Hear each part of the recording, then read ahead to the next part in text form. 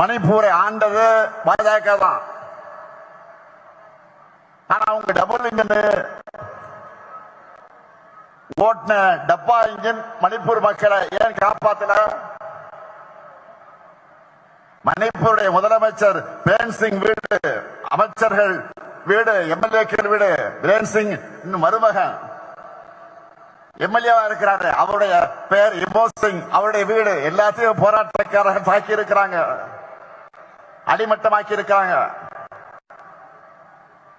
ஆனா மணிப்பூரை ஆண்ட பாஜகவால ஏன் அமைதியை ஏற்படுத்த முடியல? இதுதான் பாஜகவுடைய லட்சணமா? மாண்புமிகு பிரதமர் அவர்களே, போய் மணிப்பூரை உத்தரப்பிரதேசம் பாருங்க. ஒட்டுமொத்த இந்தியாவுக்கு பாஜக ஆளக்கூடிய மாநிலங்கள், அந்த 2 மாநிலங்கள் மூலமாகத்தான் போதைப் பொருட்களை பரவுதுன்னு ஆதாரங்களோட செய்தி வர்றது பத்திரிகை நீங்க படிக்கலையா? இது எல்லாத்தையும் மறைச்சிட்டு அமைதியான